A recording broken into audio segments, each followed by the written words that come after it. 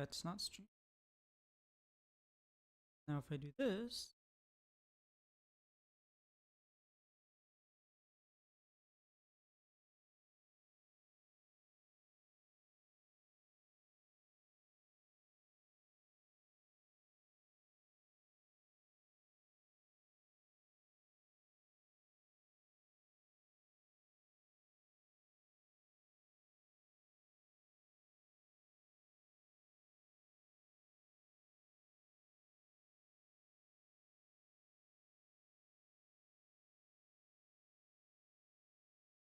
I guess I'm streaming to the void because OBS says I'm streaming.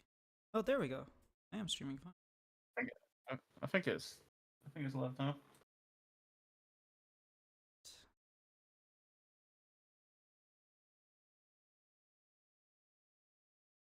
Settings. We can start talking crap about Brazil. No, Brazil actually played quite well. I was impressed, especially game one. Game one, Brazil was not what I was expecting. I don't know how you felt, but that was not the Pain Gaming. I'm a Pain Gaming fan, but that was not the Pain Gaming that I expected that I watched all split long. It was I think if that was a best of one, would probably be the best like advertisement for the Americas region you could probably get when you do have the cross regional across conference matches. Because I think that has been the narrative around Brazil is that they do have decent macro. It just doesn't really pan out for them. I actually think it's the other way around. I think their macro normally is a lot better, but then I think this year they took a step back Yeah, on their that's what I macro. mean. Yeah. I think the macro like even when we watched like Loud fail a billion times, like at least I understood the ideas they're going for, and like for the other like emerging regions, I don't know what they call it now. It definitely doesn't feel that way. Yeah, I think in general today's results like completely flipped my expectations of everything because I thought Brazil would be one of the weaker teams, and I thought that my expectations of everything. I thought what's it called? I thought PSG would just completely dominate from what I've seen from them. I didn't watch as much PSG as I did Pain Gaming, obviously. But yeah, this was unexpected. Same thing with Mad Lion. I actually, if you just inverted the names and you put Mad and VKE as the game that just happened, I'd be like, oh, that's more understandable. Mad, like, didn't really show up, or they threw a couple games here and there, but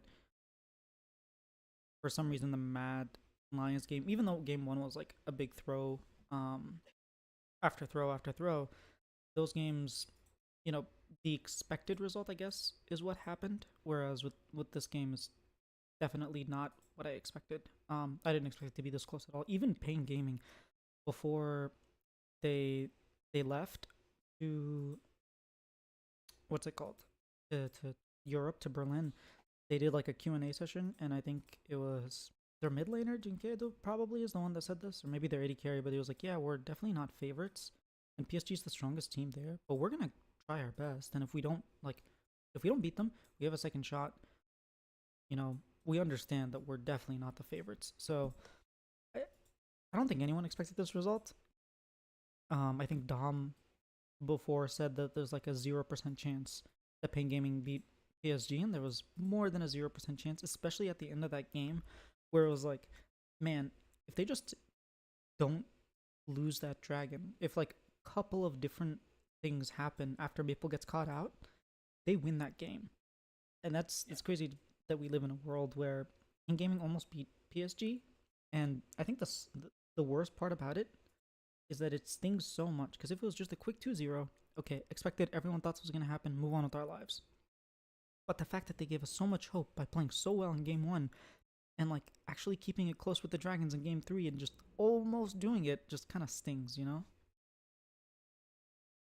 I think there's two ways you can look at it because I think it's fair to say like Loud probably didn't do the region like any favors like internationally the past like 2-3 years, and I think like there has been like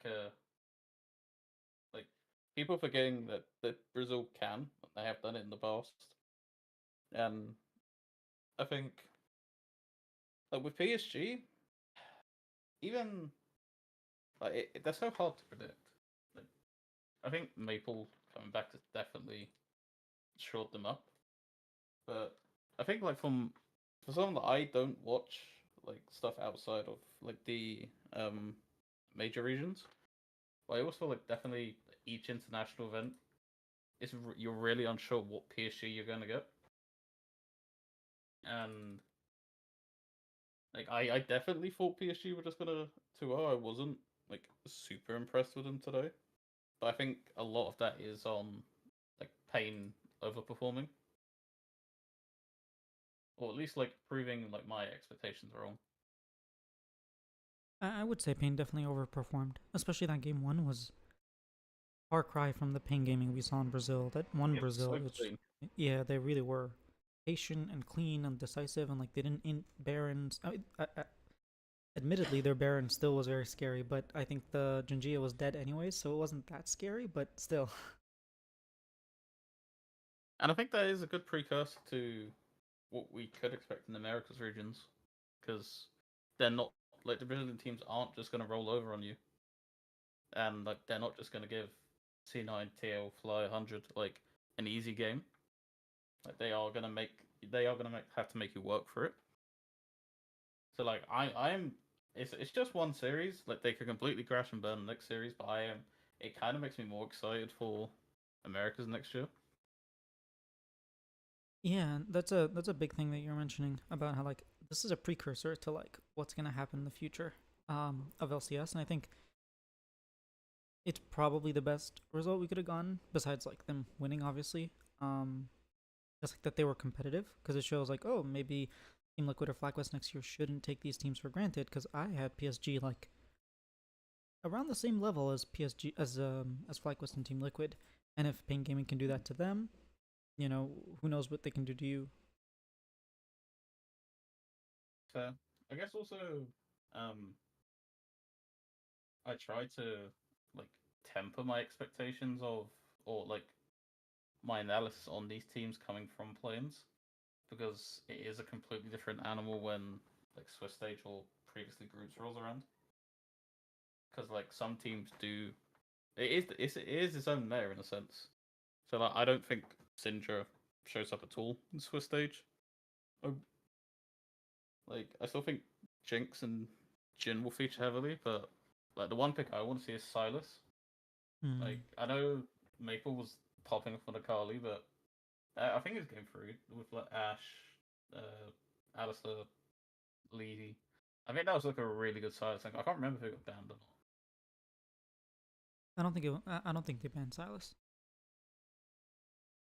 So like but I think mm, it's gonna set up nicely for um like Silas Akali type of battle. I would be excited for a meta like that. I mean, I think Freak mentioned this. He was like, "Yeah, we buff Silas Akali like one patch out of the year so that we can have cool stuff at Worlds. Like, deal with it, you know." Um, I respect it. They always do the same thing with Oriana and Azir, so like, why not, you know, Zeka champions or like champions that we're more excited to see rather than Azir or Corki? And I know they wanted to like make sure Corki and Azir weren't there, but we'll see. It's comfort for a lot of players. I think the biggest thing for me is it kind of throws all of my pickums in the trash because Mad Lions did not look nearly as good as I thought they would be. Um, Even though game two was like still them dominating, but it took them like 40 minutes when in reality, like that just shows how unclean they were. And game one, like the fact that they won that game was just VKE completely underperforming. Like I watched a little bit when I was doing my research, and VKE don't play that bad. I think they just like they choked for sure. I think game one, Caddy, their mid laner, just like did not know how to play Oriana. Like forgot how to use buttons. I don't know what was happening with him there. Like not flashing anything, like ulting himself or nothing multiple times. Just not having the ball in places where it should be. Just really not playing very well, even to his standard. Like he's not a bad player. He's not that bad, you know. Um, Yeah. and so like that makes me think. Okay, well, all of a sudden, I actually think Pink Gaming can beat Mad. And well, Ping Gaming won't play. I'm sorry, yeah, they won't. But like, does Mad beat PSG? Does PSG beat Mad? Does Ping Gaming go and beat whoever loses in the upper bracket from the other side? Like, all of a sudden, there's like this door opened, and I think it's scary for Mad Lions now even more than ever because VKE is the second seed of the VCS. There's a high chance that you're gonna play the first seed if you lose to PSG. You're gonna have to face off the first seed. If you were looking so shaky against the second seed and the first seed kind of like swiftly 3-0'd them, I know they weren't the better team the whole year, but in playoffs they kind of picked it up. Are you confident going into that best of three that you can win just as much? I'm not. I could easily see a world where Mad lose, and I could easily see a world where 100 Thieves lose as well. I know we're gonna get that a little bit, but if 100 Thieves have to play against Pain Gaming, if we saw like the version of Game One from Pain Gaming, I don't think 100 Thieves win those games. Should we talk? Should we talk on Mad first, or like? Yeah, we I can talk about I Mad. want to bring. Okay, I think it's so hard to like analyze this series because I genuinely thought that they were gonna smash them, just because I do believe in the narrative of comfort and like them being in the LEC arena where they play like all year, having the same like living environment. That there's no change, so they were coming in completely comfortable after like, a pretty good playoff for like season final run. So like I generally thought that um they were gonna come in and smash. They look so shaky. And maybe that is like nerves, but like I said, you're in your comfort space. Like if we used to say 400 Thieves, if you're playing in the LCS studio, like I expect you to play better, even if it is against international competition. Yeah, I think Merwin said that they were all very, very nervous going into the first game, which it kind of showed. I think you bring up a good point. I actually predicted against Mad Lions just because I was like, okay, they're all rookies, except for Elioya. It's going to be their first time playing a Worlds. Like, nerves are going to get to them, and they're going to. They might underestimate their opponent because they're the second seed, not the first seed. They might not know that, like, VKE was actually the better team most of the year. Like, kind of what happened with the FlyQuest and Team Liquid, where, like, TL was the better team most of the year. It's kind of like that with VKE and GAM. Like, you could easily underestimate them. The meta's changing. Like, what if they have the wrong read on the meta? I know Merwin likes to play a lot of different stuff. There's no guarantee that stuff works. Like, there was just so many things that could go wrong that I felt more confident in the playstyle of VKE, which we're going to be very aggressive. We're going to burn all your cooldowns on repeat, and we're going to challenge you every step of the way.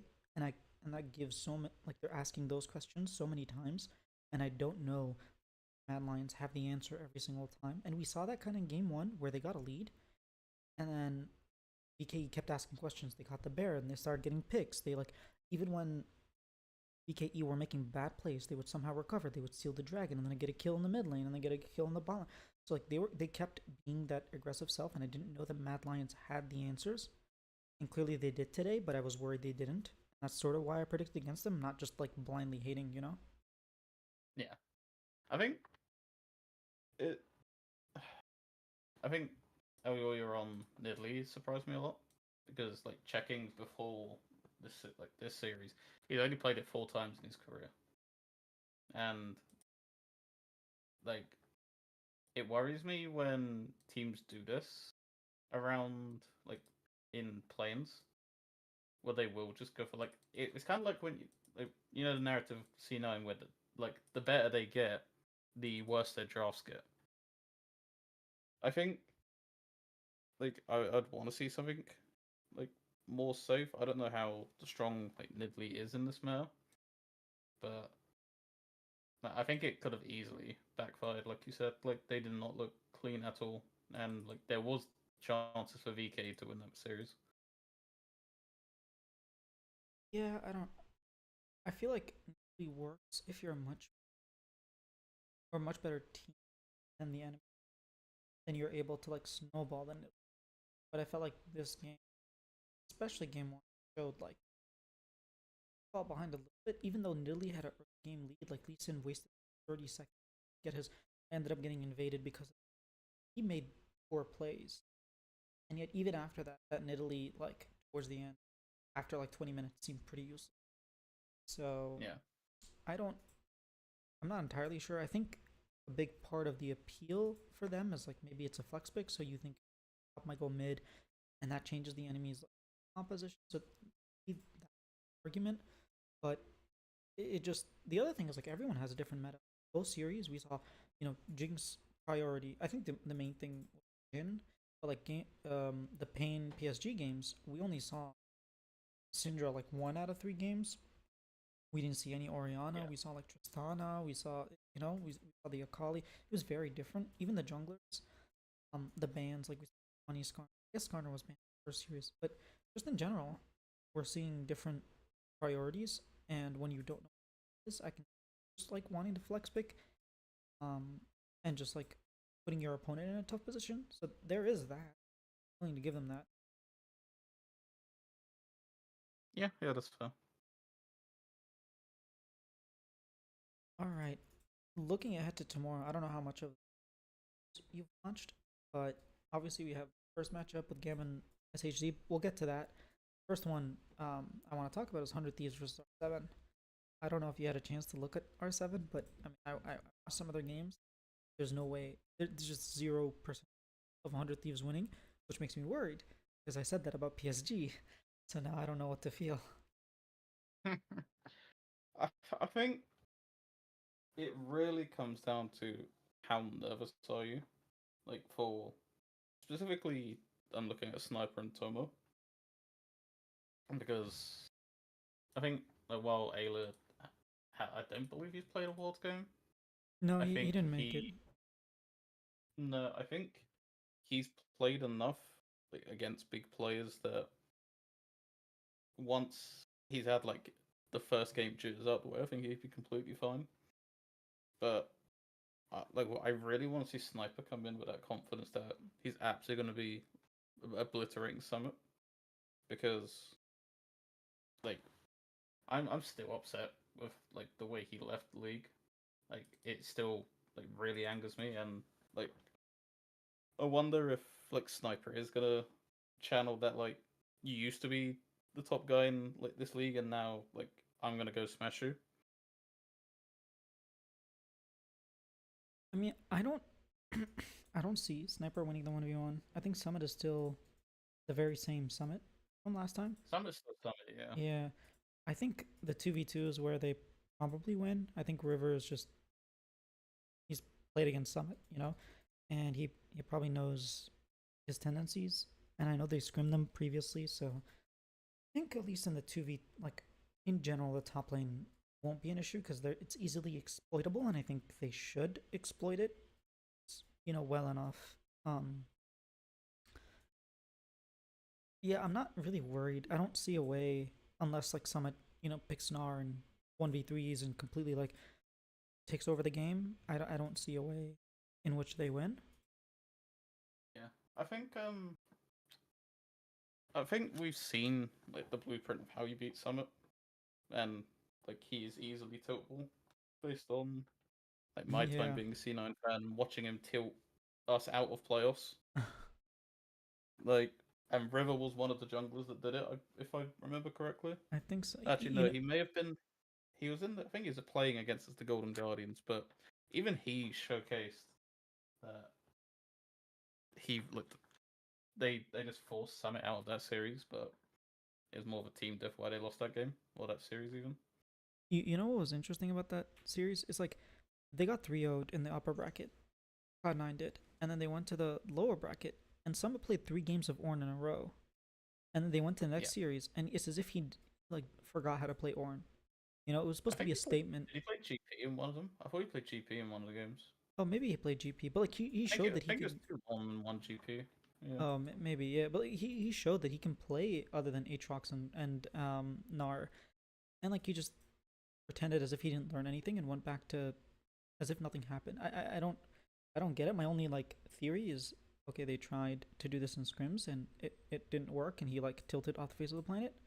But who knows? Who knows what happened with that year on or that one split, winning MVP and then getting kicked off the team. That's just beautiful. It was just like so funny that he literally showed up, grabbed his trophy, and then hopped on a plane, never to be seen again until I know, he came back. right? And I then think Team like Liquid picked him up. Oh my god. yeah, I think like if you want to quickly on a tangent in that series, I think he just didn't respect um Golden Guardians. So like he kind of did it to get everyone like get off everyone's back, everyone got off of his back. Sorry, because it's similar to when remember 22 Worlds where we were like crying out for C9 to play weak side top and then scaling bot, Oh, with the and we Jensen, did it for that yeah, one game against Fnatic, yes, and yes, then the next game we went straight back to Aatrox and carries. yeah. That was very strange. I feel like I C9 think has done a lot of I strange think he's things in very their time, though. exploitable. I think he's very exploitable. Like if Gam, well, to be fair, in that Gam series, he straight up just lost the 1v1, and that kind of gives me hope for Sniper. Just don't give him Gnar, because even when he was bad, he was still just obliterating everyone on Gnar. I mean, I don't know if he plays Rumble or not, but I feel like that could be another consideration. Like Rumble could be scary. Like there are some good top laners. We haven't I seen want to see more Kennen. J4 Rumble, same as last year. Like that combo Yeah, was disgusting. I think J4 is easily playable in this meta. I mean we saw um BKE pull him out, and like I Mm. don't think it was his fault that they lost the game. I think just the early game kind of crumbled. But I do think J4 is like top tier right now, especially with like um Mage's mid coming back, like and hyper carries, AD carries. Like you just jump on the Jinx, and what is she gonna do? Flash? You next team fight, you do the same thing. She has nothing. Mm. Like we already seen that last year. Like the Oriana J4 Rumble comp is disgusting, and like I said, Oriana's already come back into meta, and I easily think J4 is playable, You in know the who? right hands. You know who'd pull it out, and I'm like excited for. So Forest jungler for SHG, which is the next game tomorrow. That team, Evi's team, the LGL team, just like playing Wombo comp.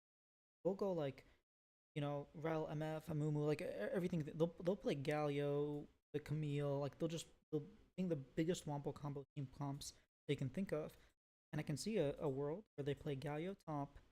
I think they were playing Galio into Rumble and it worked one series and the other series didn't. But like that's something that Evi plays. They can go Galio top, Jarvan jungle, and then Oriana support, and all of a sudden you just this huge like cataclysmic event happening every single team. I mean, you can go like MFRL, and that's just like obliteration upon obliteration. So I I think we'll see a lot of Jarvan, even if it's not showing up too much in the play-ins. In the main stage. We just have so many Jarvan players. Like Riffer's a Jarvan player. Um, Inspired loves to play Jarvan. Like I don't know, he's not really a Jarvan player, but there we have a lot of good Jarvan players. I think it would suit him though. Umpty playing Jarvan. I think it is like a role champion, Hmm. and he is like the perfect role jungler. So like, I definitely think he could just play that. I know Team Liquid aren't in the plans, but this discussion was happening on the LCS Discord, and they were saying like, oh, we might replace someone. I think when JoJo left, they were like, oh, we could pick up JoJo, we could pick up Berserker, like all these players options at the beginning of the year, or like I think when TL won, and I was like, that doesn't change me hating them because I'm fairly certain that by next year they're gonna change like 3 spots. Um, and I know the Team Liquid fans are opening up to that opportunity, but I do think that unless Umti has like, man, like a historic performance, I have a feeling they're gonna switch out Umti. I wouldn't be surprised if they switch out other lanes as well, but like I don't know what you can do on Team Liquid to stay on that team, man. That team just like gets rid of their players for fun. I swear. Like you can make it to MSI finals, and then they're like, oh, you know what we should do? We should change out players again. Like I don't know. Anyway, I'll probably talk more about them when the Swiss starts. I digress. Yeah. Go ahead.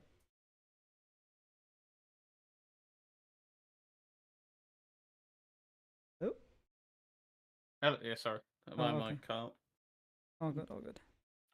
Good. Yeah, you can go ahead. Yeah, the other game is SHG, the SoftBank Hawks against GAM. Obviously, GAM won the split, despite not being the best team throughout the entire split. So I think, oh, someone in chat is saying they might go contracts over Umti. I don't know. That would be crazy to me, but we'll see. I I think they, can't. Yeah. yeah, I can't see.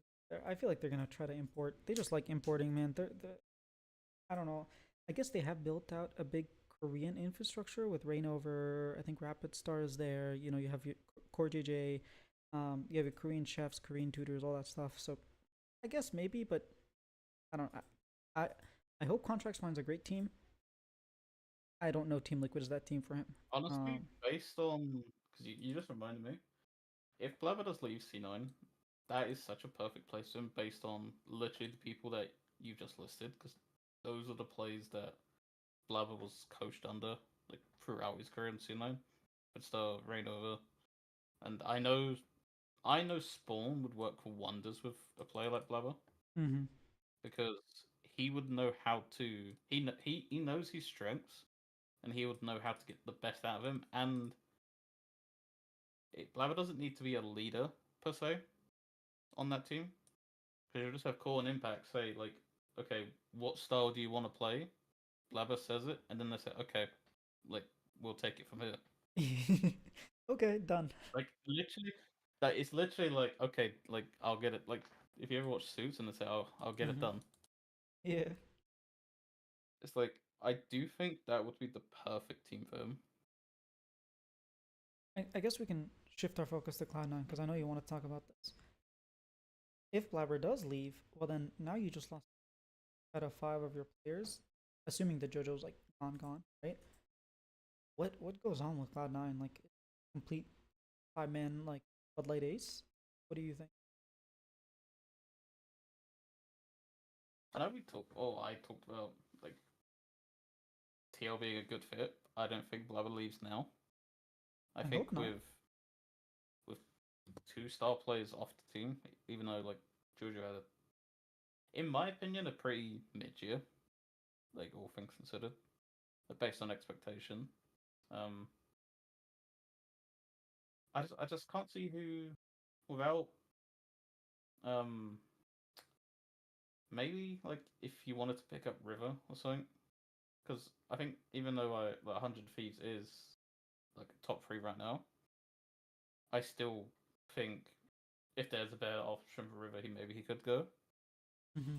because like correct me if I'm wrong, I'm pretty sure there was interviews with him being very frustrated with his team at points this year, Yeah, in and spring for sure. like I don't know, I wanna believe this is now the free players because they released a world's like podcast yesterday. You had Thanatos, Reaper, Blabber, Vulcan. I want to believe this is now like the free people you're keeping, and now you just build around that. I don't know how you build around that. Like I think the only way you actually build around that is to get a coach, like Spawn esque coach, that can either turn Blabber or Vulcan into an in game leader. Because at this rate, the two leadership positions you have do not have leaders that are successful.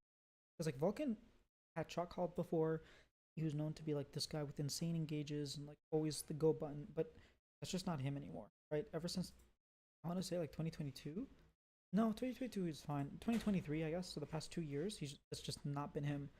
And Blabber's not it, as we can see, like this year, and literally every iteration of Cloud9 has always had a leader, whether it's Perks, whether it's Niski, and at point, like Vulcan as well. As soon as he didn't Sven have that, as well. yeah, Sven when he was support, I'd say yes, more so than AD carry. But yeah, there was nothing to do. Like he's just not that person, and so either you develop him to be that person, or you find someone else in a different role. And I don't know, unless you're getting like ski, like who else is gonna do it from either the AD carry or mid lane position? There, no. So with there being 3 splits now, I'm inclined to run these 3 players back simply because. Did you watch the Cloud9 doc series? That Not yet. The wait, the podcast or their documentary? their documentary. Uh, actually, the answer is no to both. I don't know why I asked. So at the end they asked each player outside of JoJo who wasn't present, like, what's one thing that you will improve on next year? And Blabber, Vulcan, and Reaper all said they will take leadership next year because they believe they should have done it this year. They just didn't, and they like acknowledged that. And like Blabber specifically said, "This is my team. Like I should be the one dictating it, and I didn't. Like I just let people like, do what they want." And like based on that acknowledgement, I'm willing to give you a try. If it doesn't work out, it doesn't work out. But you've said what I've been like wanting people to say for a long time about these 2 players specifically. Like those 2 roles, you should be taking your team by the scruff of the neck. Like when shit goes bad, like it's on you two to figure out how to fix it. I feel like Blabber's too nice. He's a small guy. He's like I don't know, freaking 100 pounds. You know, not too tall.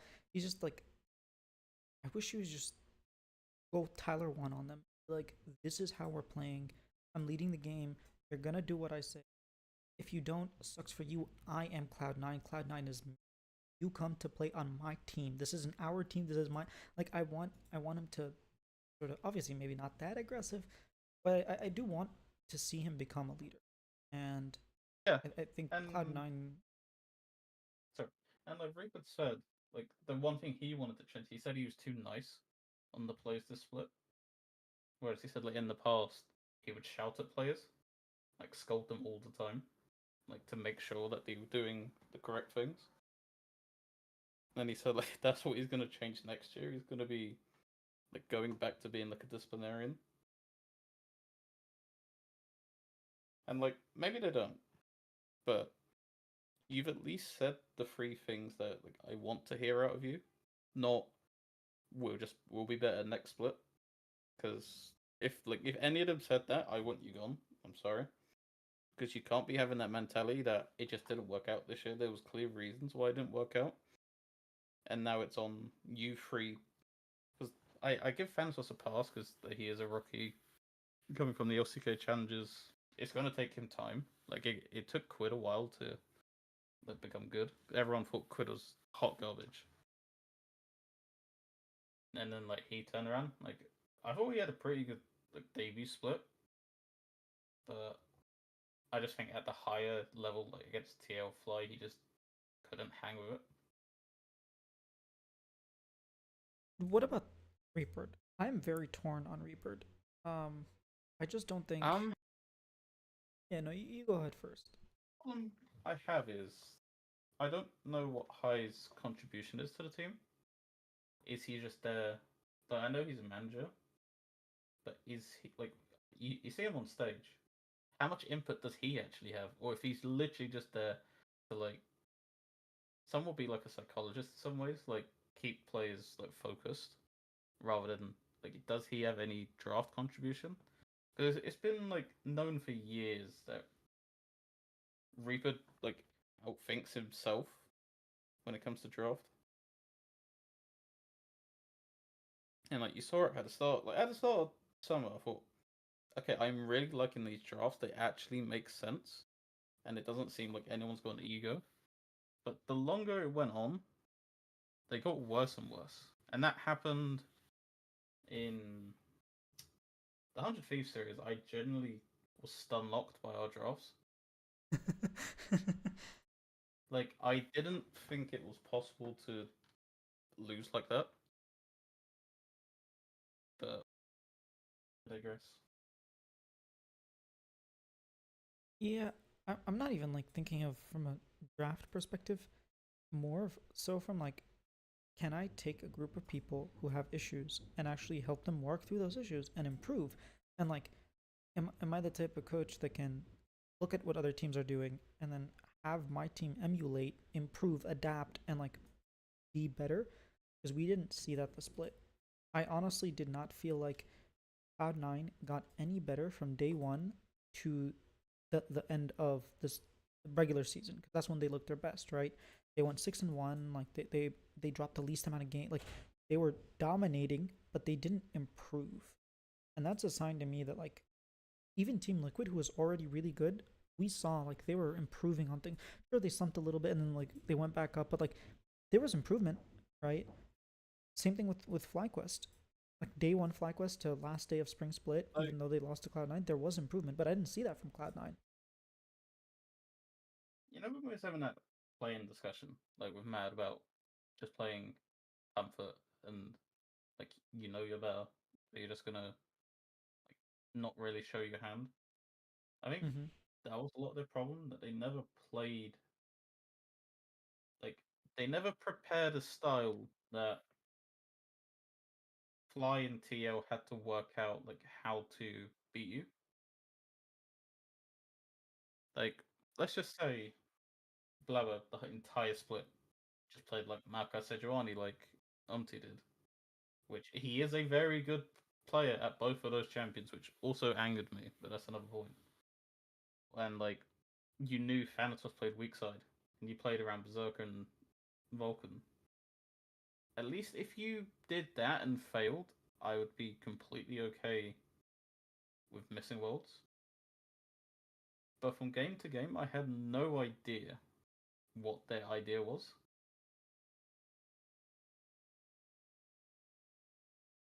I don't know if you like kind of felt that way. I think they felt disconnected. They felt like teams that a team that was really good in the early game because their laners were really good laners, and yet but they didn't know how to play League of Legends the game. They were able to play League of Legends the 1v1 and not the 5v5. Like they don't control the map in a way like they're okay. We exaggerate about how bad their macro is. Not that their macro is bad, it's just so predictable and one directional, and like they just do the same thing, and it's not always the best option, because like if you play the same line, the same opening in chess, guess what? Even if you're like, you know, 400 plus rating, which is a big difference between me and you, I'm eventually going to beat you, because I'm going to be changing my lines, and I'm going to get you in situations where you're uncomfortable even though you have better fundamentals than. I think that's just what happened with Cloud9, is that they just kept playing the same lines over and over and over again. And then when their lines stopped working, they picked the LeBlanc line, which was not very good into like anything. It was very cheesy. Um, and things just fell apart. I really feel like, back to the chess analogy. I don't know if you play chess or not, but it felt like they were making the moves without the plan. And in general, like in chess, if you don't have like an idea of like, okay, he played this, I have like this. First of all, there's opening theory, which is like you consider it laning. Like you're gonna do this because that gives you the best position without losing anything, or without putting yourself in bad positions. And then afterwards, you have to have like some sort of mid game plan where you're reacting to the opponent, but at the same time, like you need to have your own tempo and understanding when you can go push forward, when you go back. I just felt like Cloud9 didn't have that understanding. They just brute forced every single game with their like one dimensional playstyle, one dimensional opening, and after a while, it got exploited. I think it's been a playstyle that progressed even from 2023. This is exactly how they played, and it wasn't until Twist Stage of Worlds last year that I genuinely saw for the very first time actual progress. Because like one of my biggest gripes was that we never saw Sven roam a lot as a support, and like he would never try to like match the tempo of the other enemy support. And I actually saw that for the first time. But the problem I had this year is that the drafts were not layered. If you understand like what I mean by like layered. Yeah, I understand. It's like everyone's picking for themselves and no one's picking like because champions work together in certain ways or because they want to play this game in a certain way. That's one thing I felt FlyQuest did against Cloud9. Hey, we know they're going to like get a gold lead in the early game. We're gonna play champions that by third dragon by 24 minutes we're just gonna win. And like they were down 6k gold in the first game. The second game they were down like 7k gold. And, like the first game they kind of threw, you know, at the Nexus, but like they should have won that game. The second game, same thing. Like they they came back and it's just it didn't work because they drafted these layered compositions that play in a specific way that they knew countered Cloud9. I feel like Cloud9 doesn't have the foresight to actually do something. I think that's what's frustrating the most is like I'm not saying it's easily fixable, but if FlyQuest's like game plan is to just hope that they make mistakes, or not hope, but they knew they were going to make mistakes, but like it's a very dangerous tactic in itself. Because what if they actually had figured it out? Because like I said it at the time, both teams went into game 3 thinking, how are we not 2-0 up? And then like the rest is history. But I think that's my like one of my biggest gripes is that none of the players, I don't care who it was, out of the 5 players, decided I'm going to sacrifice myself for the betterment of the team. I think Like, for example, like Thanatos, for example, I've seen him like there's like you see him in LCK challenges, like he can play just weak side. I don't want to see Kasante 4 games in a row, but I don't mind it once or twice. But like you've seen Blabber play Sejuani Maokai for like 20 billion games in a row. Like you could use the tweet after every game. Oh, 15-0 in Maokai now. I think the first time he lost of summer, he lost them. But you know that's one thing that Reaper was meant to figure out how to play with the team. Focus on yourself. Well, they focus on the regular season. You know, playoffs. I my thing is like I feel like Mithy is the type of player or type of coach that could actually get them to buy in how they want to play composition. You know, like I feel like Mithy's the type of person. Maybe he needs support. I feel like it's a better fit than Reaper, and maybe you need, but clearly one or the other is working for I think for this coaching situation. I don't think Miffy works as a head coach, but you already heard from a couple of people at FlyQuest how much impact he had on Busio's performance since joining the team. Knowing where to be, that's And something Vulcan didn't know. Like clearly he could have done. I actually agree with you. Maybe he isn't head coach material, but he's like strategic I think coach or it's like positional coach. that's what I'm saying. I think some people just work better with individual players than because if Miffy put all his time to Vulcan, sure, Vulcan's probably very good. And I don't think he's head coach material, but I think he is definitely worthy of being in a structure. I will say, Mithy on Fnatic and like the stories of what he did on that team to actually get them to make it to Worlds and to like make it to the finals and whatnot. Like that makes me think that okay, maybe he hasn't shown that he has, and that he can be a bit more assertive and be. Yeah, I don't know. I think there's more to Mithy. Hope that he's getting thoughts or improve on the things that you do in order to be a more successful.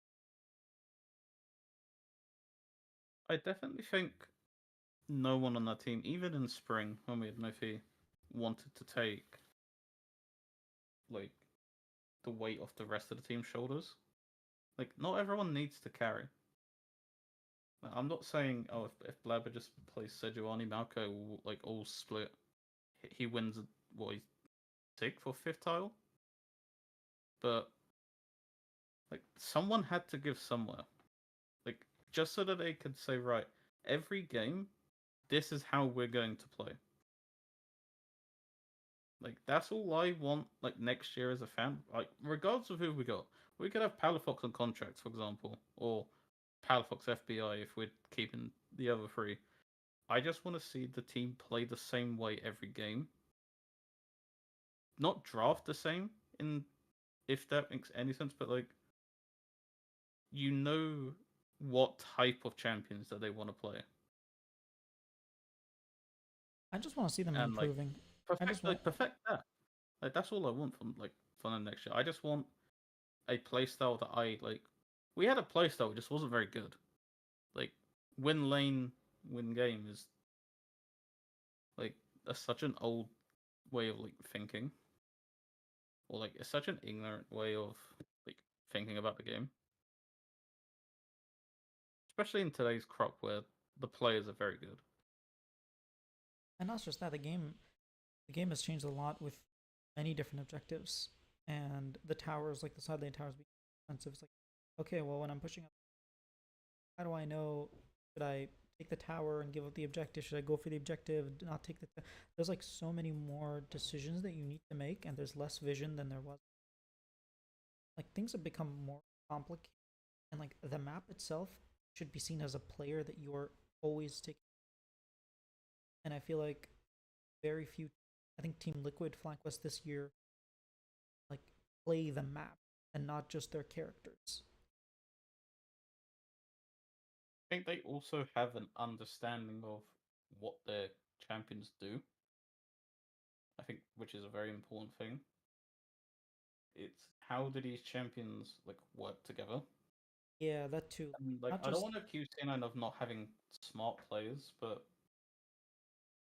like, there needed to be somewhere that someone needed to have an idea on draft that just glues our champions together. I mean, I'll say this because it's been said publicly a lot.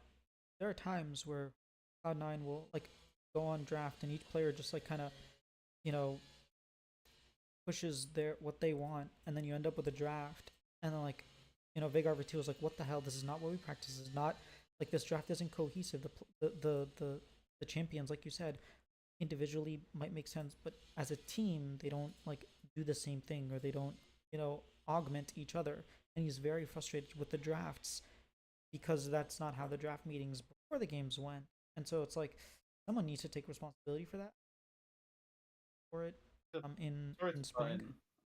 I don't see the purpose in Vega if they go against what he says, even if it's not Vega's fault. Like, why do we have people there that these players are not listening to? And whether that's the coach's fault or the player's fault, it lies in both. I want coaches that can be present. I don't know how much impact Vega has. No one really says about it. All we hear from people is he's really smart at the game. Well, these drafts don't seem smart, and I don't want to think it's him because like a lot of the time draft is on players. My understanding, that's what High brought for. He was meant to be the babysitter that sort of makes sure that what we talked about is what we do, and no one's strong arming the other person, and we all come to like a happy conclusion together. Like that was my understanding. And I asked Mithy, and he was like, "Yeah, we're just really trying to find High's role." Um, and like he kind of made it clear that he wasn't coaching, but he's there on stage because, and this is what High said, is because he wants to make sure that we're able to like remedy that issue that we had last year in 2023, where we weren't able to, like, our drafts kind of sucked because each player wanted to just do his own thing and was very adamant about it. That upsets me more because in the OG C9, every player was tied to the hip and they understood their role in the team. So to have, like, I don't know if they don't listen to High, but to have such a legend there who's like one of the biggest in LCS history, and you're not, like, the team still plays like we're a bunch of solo queue players. It's upsetting. It is. I I think I'd like to wait until I see their roster to like make bigger arching statements, just because I really hope they pick up a little bit more on-site staff that are that can help them through those issues and like help them improve.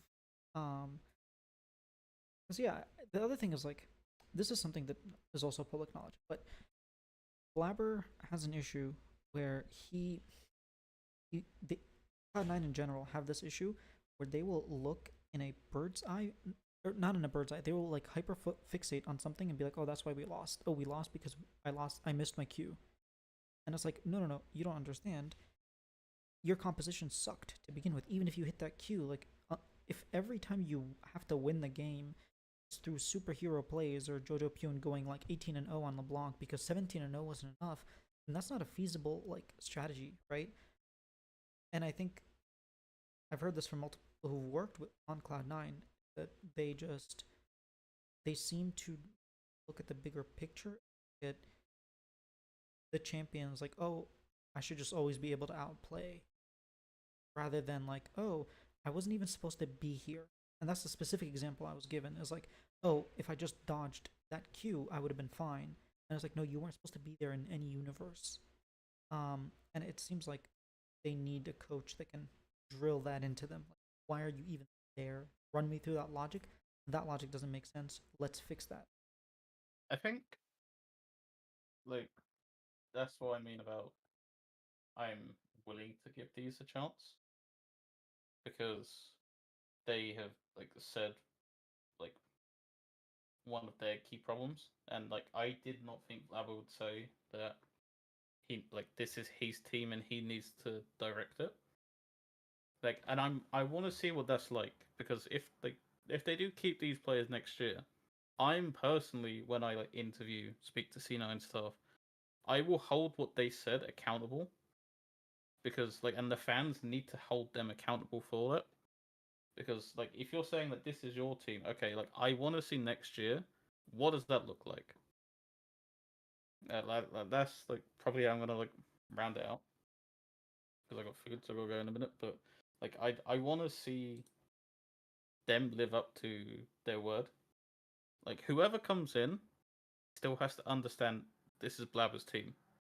Like, if that's what he like is willing to change for next year.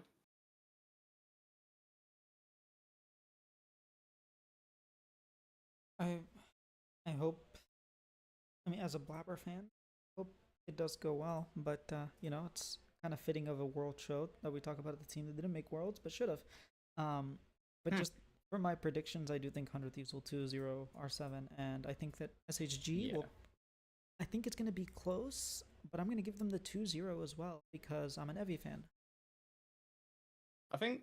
Well, I haven't watched SSG. I like, based on what you said, I like teams that come in with a clear like identity and how they want to play, and I feel that's all you need to get started in planes. Like, you just have to have something that, regardless of the meta per se, and it does fit what you said. Like, they're wombo combo comps, so like they do have a foundation to work with, and sometimes teams never get that. Yeah, they're very fun to watch. They really are fun to watch, and I think I'm gonna change it to 2-1 just because I think it's gonna be a fun match. So I think they'll still win, but 2-1. I'm gonna stick with 2-1, just because you've sold me on the wombo combo. So now I'm gonna be watching that game, expecting it. I think you'll Give me really enjoy. something completely crazy, and then like I'll be a fan with them for the rest of the tournament. I hope so. I actually think they're gonna make it out, so I think they'll have opportunities. But yeah, anyways, this has been the first day of World Hot Takes. See you guys tomorrow. I have a Merwin interview that already came out, and then later tonight I will have a Shogun interview, which my first interview, and it really sucks, but you still should still watch it because he does talk about like their preparation, how they were like really not expecting the meta to be what it is. So yeah, any shout outs for Warren? Mainly just like shout out to you. Thank you for having me on. Like this isn't like something I've normally done. Like I think this is probably my first like live stream appearance, like speaking. So like just thank you for having me on. And like I urge everyone to go subscribe to you on all your platforms. All right, I'm looking forward to your interviews with Cloud9 next year. All right. I will try to keep the faith. All right, take care, man. Bye. Thank you.